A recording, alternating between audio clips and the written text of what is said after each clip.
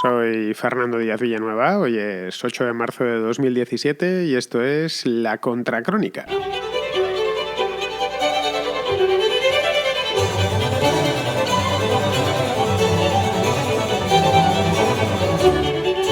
Hace 3 días se conmemoraba en Venezuela el 4º aniversario de la muerte de Hugo Chávez. Supongo que habréis visto algo por la televisión o en internet porque algunas imágenes salieron de los ridículos habituales. Bueno, de la muerte de Hugo Chávez o de su siembra, que es como los bardos del régimen chavista, que son así de cursi, suelen llamarla. Dicen, 5 meses y 4 días de tu siembra. Y hablan de Chávez como si todavía estuviese presente entre nosotros. Bueno, entre los venezolanos la verdad es que está muy presente, aunque desde fuera no se perciba así, ¿no? Muy bien, 4 años es un lapso de tiempo razonable. De hecho, 4 años es una legislatura en España. Duran 4 años. 4 años es un mandato de una presidencia de los Estados Unidos, bueno, y en que prácticamente todos los países del mundo los 4 años suelen ser el tiempo estándar. Es muy raro encontrar periodos legislativos menores, pero también es raro encontrarlos mayores. Si encontramos, en cualquier caso, siempre son mayores y rara vez menores. Y 4 años es exactamente, más o menos, mes arriba, mes abajo, lo que Nicolás Maduro lleva mandando. Bueno, un poquitín más porque ya en diciembre le encargó como sucesor y estuvo, en principio, gobernando. Estuvo, no sé si fueron 2 meses y medio, una cosa así, y al mes siguiente ya hubo elecciones y es eso, más o menos 4 años lo que lleva Nicolás Maduro en el gobierno. Luego se puede hacer un balance de lo que ha supuesto esta presidencia, a la que todavía le quedan un par de años, porque son 6 años, que van a ser básicamente estos 2 años últimos una especie de prórroga agónica de lo que los venezolanos ya conocen, que básicamente se puede condensar en 3 palabras: escasez, represión e impotencia.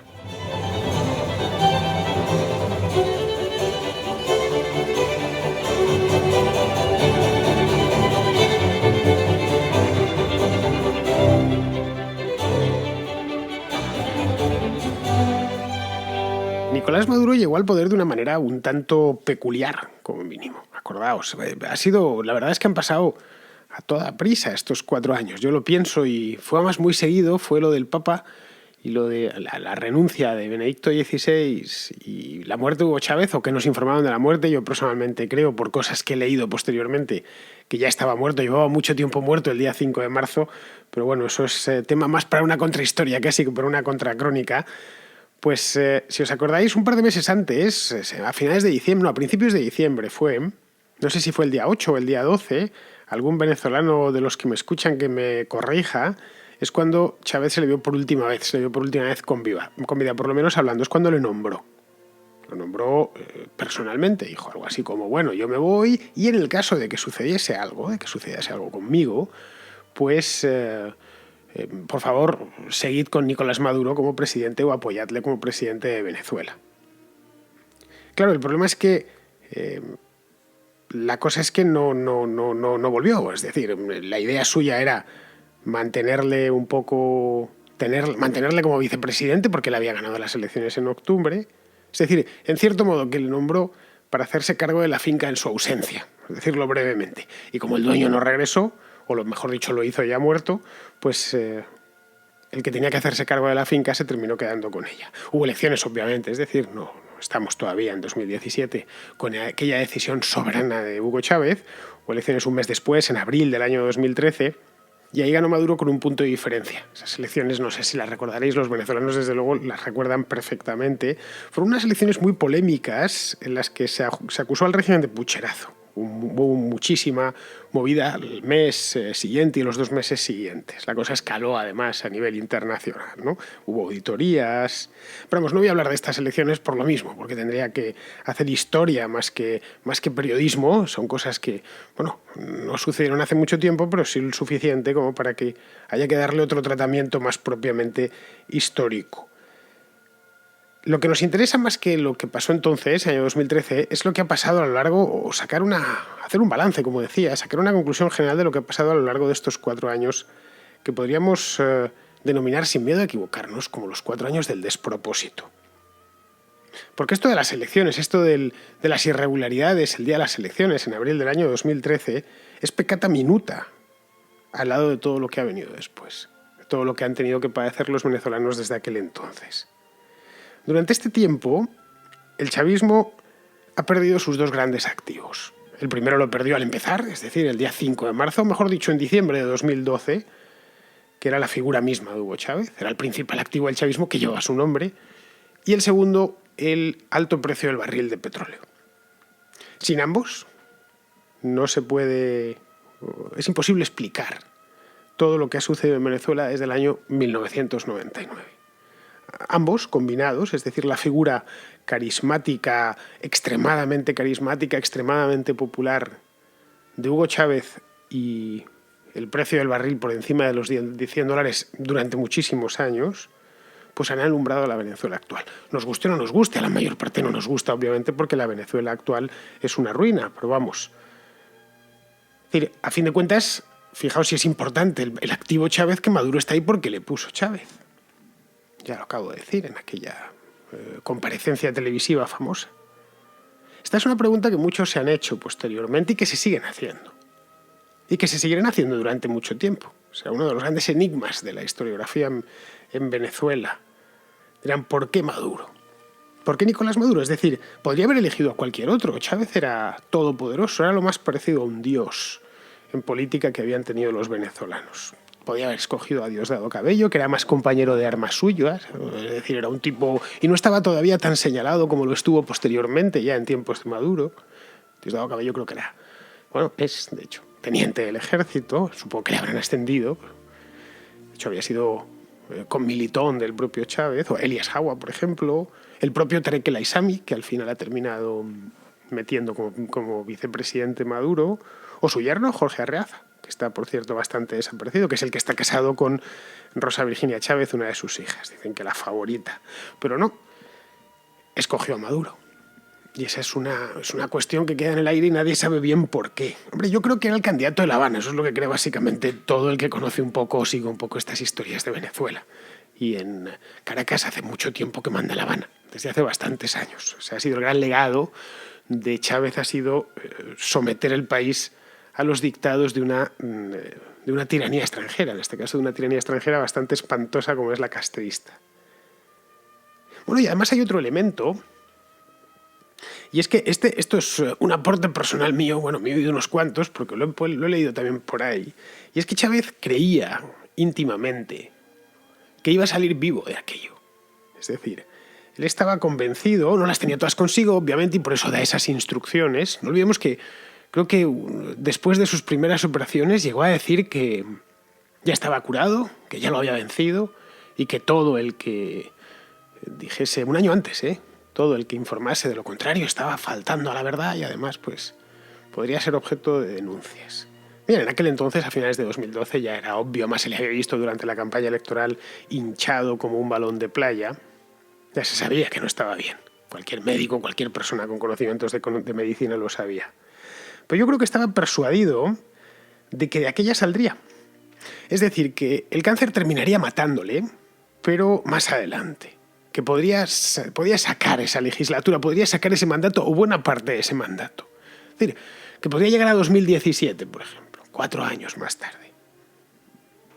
Claro, y Maduro era el guardés perfecto para esta finca de la que hablaba hace un momento. Claro, el problema es que luego tuvieron que seguir adelante con este plan B. Es decir, tuvieron que hacer presidente al guardés. Tipo que jamás se las hubiese visto en una igual. De haber evolucionado el chavismo con Chávez, Chávez hubiera gobernado siempre y en cualquier circunstancia hasta el momento de su muerte, y su sucesor nunca hubiese sido Nicolás Maduro de haberse producido su muerte en otras circunstancias. De eso estoy al 100% convencido. Claro, se vieron en la situación atípica de tener que convertir a una calamidad sin paliativos, como es Nicolás Maduro, en algo parecido a un presidente además de una república importante, como es Venezuela, una república con grandes recursos naturales, 30 millones de habitantes. Pero aún así, cuando le eligen presidente, o mejor dicho, cuando le nombra a Chávez sucesor y después los venezolanos, con 1000 peros, pero los venezolanos le eligen presidente, que no reeligen, le eligen presidente en abril del año 2013, todavía seguía teniendo una ventaja, que era el petróleo. En febrero de 2013, el precio medio del barril, y lo he ido a mirar, no lo sabía exactamente, sabía que rondaba los $100, pero no sabía el precio exacto, era de $107. El promedio de cotización en febrero de aquel año, es decir, justo antes de que se comunicase oficialmente la muerte de Chávez, era de $107. Y ahí se mantuvo, se mantuvo durante muchísimo tiempo, en una horquilla entre $100 y $110 hasta septiembre de 2014. Es decir, casi un año y medio después. A partir de ese momento, en el otoño del año 2014, como recordamos todos, pues empezó a desplomarse hasta los $30 que estaba hace un año, en febrero del año 2016, que tocó suelo. Desde entonces se ha recuperado un poco, pero tampoco mucho. Se ha ido a los 50, 45, 50 puntos, días contados a 50 y tantos. Desde entonces, y falto de estos dos pilares sobre los que se construía el régimen, pues solo ha mostrado una cara, la única posible. Por un lado, el hambre y por el otro, la represión. Nada más. Hoy, de hecho, Venezuela son esas dos cosas. Hambre y represión o represión y hambre. El orden que lo ponga cada uno en función de cómo lo sufra. El hambre en Venezuela es fruto de la escasez generalizada que hay de todo. Y esta, a su vez, es fruto de la inflación. Una inflación que en el año 2016 se calcula que rondó el 700%. Dicho así, bueno, pues 700%, eso será mucho, ¿no? Pues sí, es mucho y puede ser más todavía este año. Algunos dicen que se va a ir a una inflación de 3 dígitos y no sería extrañar porque el gobierno sigue creando dinero. Hoy un dólar se paga, hoy, tal día como hoy, se paga a 3.900 bolívares o 4.100 euros, para los que seáis españoles. En febrero del año 2013, es decir, justo los momentos previos a morir Hugo Chávez o a que se comunicase la noticia de su muerte, un dólar se pagaba a 20 bolívares.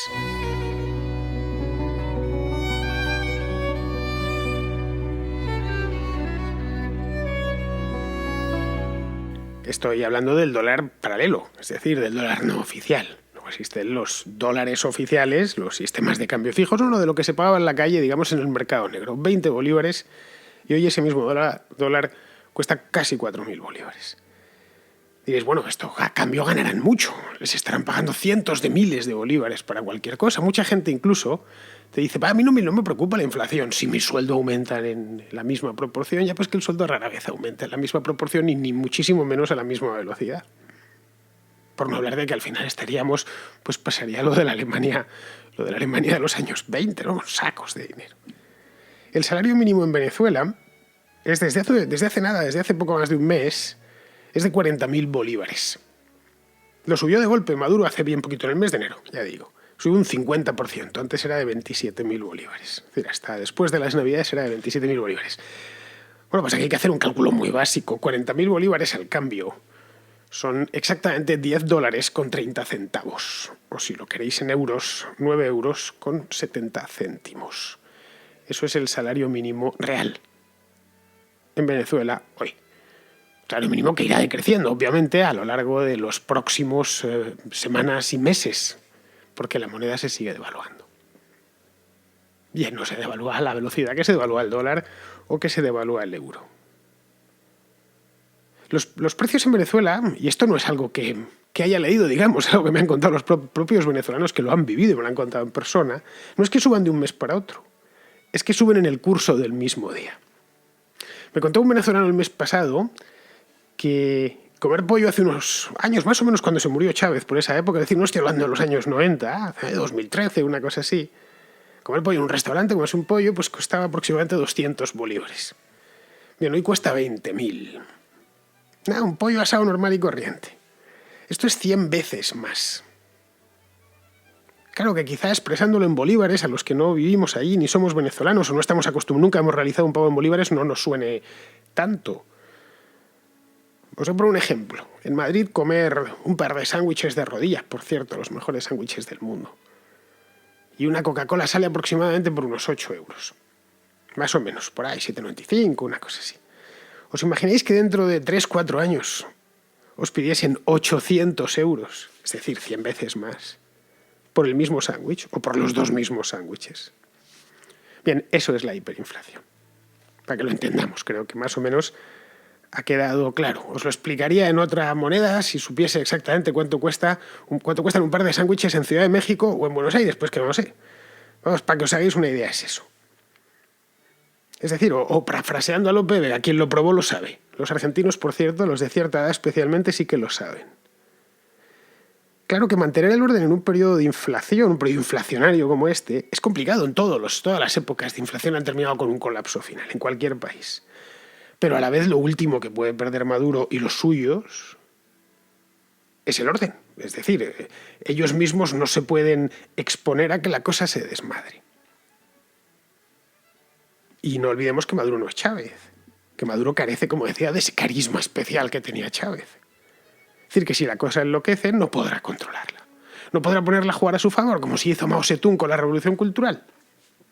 Que el país se volvió loco y él quedó incólume. Es decir, en el caso de que haya desórdenes, esos desórdenes se lo van a llevar por delante a él. De ahí que todos sus esfuerzos de un par de años a esta parte consistan en aumentar el control social.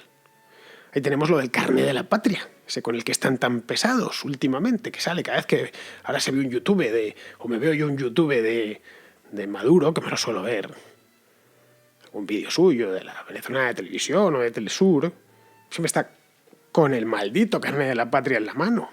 Bueno, eso del carné de la patria estuve investigando un poco de qué iba. Y dije, bueno, ¿esto qué es? Porque estos señores ya tienen una cédula personal, ya tienen pasaporte, ya tienen lo del abastecimiento seguro y todas estas cosas. Bueno, están hiperidentificados. Bueno, eso del carné de la patria es directamente una pesadilla totalitaria. Es un sistema de registro paralelo al normal, al registro normal de las personas que hay en todos los países, que incluye la información personal, la información profesional, la información bancaria y la información de toda adscripción que tenga uno a programas sociales. Si ha recibido o va a recibir o está dado de alta o registrado aquí o allá. Es decir, que nadie podrá escapar al control del gobierno en Venezuela. Va a ser imposible con esa tarjetita que además tiene un chip. Todo por lo visto es tecnología china que le han ido implantando vía La Habana, como todas estas maldades siempre se implantan en Cuba vía La Habana, como el sistema, por cierto, de recuento electoral. Diríamos, bueno, pero esto, caray, ¿se podrá escapar de algún modo? No, es complicadísimo, por lo menos para el que quiere vivir en la legalidad. El que vive en la ilegalidad, no, a ese le da igual, ese no va a tener carné de la patria. Pero es que se vive del crimen y del delito. Y dices, bueno, la oposición estará haciendo algo. Pues la oposición hizo algo al principio, el año pasado, pero ha perdido la iniciativa hace ya mucho tiempo. Y vaga a la deriva. No encuentro otra palabra más descriptiva para definir la actitud o el estado de la oposición venezolana en estos momentos. Es decir, no saben muy bien lo que hacer y viven básicamente acobardados. Esto es lo que se ve desde fuera y sospecho que es también lo que se ve desde dentro.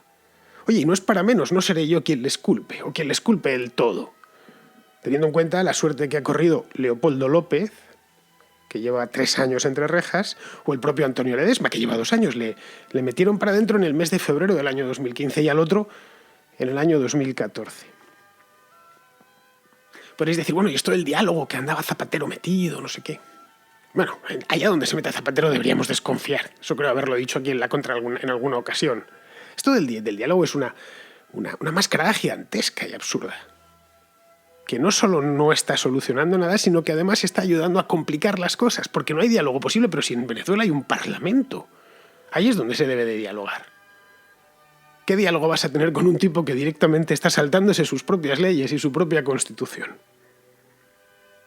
La famosa diálogo, la negociación, no es más que una artimaña del propio chavismo para ganar tiempo, que es el que necesita para seguir blindándose. En espera de de recuperar uno de los pilares. A Chávez no le pueden recuperar, aunque lo mantienen con vida, con una vida casi mística, pero con vida, pero sí el otro, el del petróleo, que por arte de Birli Birloque, por magia, el petróleo vuelve a subir y pueden de nuevo inyectar dinero y recomprar las clientelas que han perdido. Entre tanto, pues, se concentra en ciertos temas que le permitan mantener el poder. Se concentró el año pasado en evitar el revocatorio, que esto lo he tratado aquí en la Contracrónica, el año pasado por lo menos. Y lo consiguió. Eso sí, poniendo lo que había que poner encima de la mesa, pero lo consiguió. Sin que nadie dijese ni mu. Bueno, la oposición se quejó un poco. Hubo un par de editoriales críticos en periódicos extranjeros. Y poco más. No va a haber revocatorio. Y si lo hubiese, no serviría de nada. No revocarían nada porque ya legalmente es imposible. El poder pasaría al segundo, a Tarek El Aissami, como bien nos comentaba el otro día Gonzalo, un oyente al que pasé una llamada. Es decir, que seguirían en el poder hasta el año 2019, hasta el final del mandato, en una palabra. Los gobernadores de los estados, esto es algo que no se conoce mucho, la información sobre Venezuela ha perdido enteros, por lo menos en España, desde que se vio que Podemos ya no podía gobernar, sigue informándose, obviamente, y sigue llevándose en portada en los periódicos ciertos días, pero no con la intensidad con la que se informaba hace cosa de un año, año y medio. Por razones obvias, como es lógico. Pues bien, los gobernadores de los estados llevan gobernando fuera de plazo un montón de meses. El plazo de los gobiernos regionales, la Constitución bolivariana, la que hizo Hugo Chávez, esa del librito con el que salía muchas veces en televisión, que yo lo miraba y decía, bueno, hará falta un microscopio para poder leer el articulado de esa Constitución. Pues bien, esta Constitución estipula que tienen que renovarse cada 4 años. Debieron celebrarse en el año 2016 estas elecciones de gobernadores regionales, pero el Consejo Nacional Electoral la suspendió sin dar muchas explicaciones. Siento que es que había una guerra económica y que no se podían. Una guerra económica de la burguesía, la derechona, ya sabéis. El esperpento habitual. Que no se podían celebrar elecciones. Bueno, esto sucedió en octubre. Estamos en marzo y no se sabe aún cuándo serán. Dicen que antes de que termine el primer semestre. Bien, el primer semestre terminará en junio. Están, de hecho, si nos vamos ya a lo esencial, a lo puramente esencial, no están haciendo nada raro. Están siguiendo estrictamente el guión de Hugo Chávez, o lo que hubiese hecho Hugo Chávez, de mantenerse con vida. Es decir, la revolución, ellos mismos en una palabra, es irreversible, lo decía el propio Chávez. Todo lo que la ponga en riesgo, y evidentemente unas elecciones regionales la ponen en riesgo, un revocatorio la pone en riesgo, especialmente cuando las encuestas y los sondeos de intención de voto no son propicios. Pues bien, todo lo que ponga en riesgo a la revolución, que es algo, es un fenómeno irreversible, no se puede volver atrás, se apartará. Y es lo que se está haciendo sin más ni más, sin ningún tipo de complejo. Cuando dicen que es muy habitual oírlo, ¿no? De Chávez vive, la lucha sigue, ¿no? Cuando dicen eso de que Chávez sigue con vida, que está entre nosotros, lo que decía de su siembra, pues la verdad es que tienen razón, hay que reconocérselo. Y tienen razón, para desgracia de los venezolanos, que tendrán que soportar a un Chávez omnipresente y sobre todo a su programa durante como mínimo, a no ser que suceda algo imprevisible, un par de años más.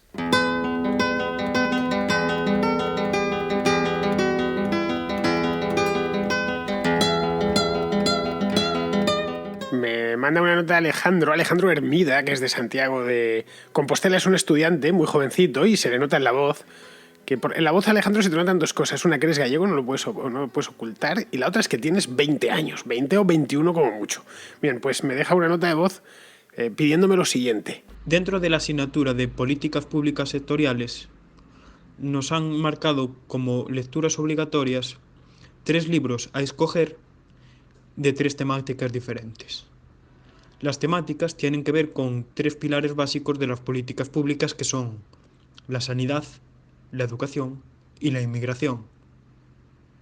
Quería que me recomendases para cada una de estas 3 temáticas un libro de corte liberal o libertario. Mira, Alejandro, si estuvieses en otro sitio, qué sé yo, en Salamanca o incluso en Madrid o en cualquier otro sitio, pues a lo mejor me podría buscarte los libros, pero es que a ver si me explico, es que estás en Santiago de Compostela. Mira, allí tienes a un caballero, un auténtico genio, que se llama, al que probablemente conozcas, que se llama Miguel Anxo Bastos Boubeta. Te digo, por si quieres buscar en el directorio de la universidad. Es un fuera de lo común. Si se hiciese una encuesta en internet, ¿cuál es el español más listo de este año, del año 2017? ¿Qué digo? El español más listo vivo. Bueno, yo pondría el primero, votaría primero, segundo y tercero a Bastos. Además lo haría a mala leche porque le nombraría al español más listo de todo el año. Bueno, yo sé que estos cachondeos Bastos me los permite. Muy bien, vas a ver a Bastos, le vas a ver a su despacho.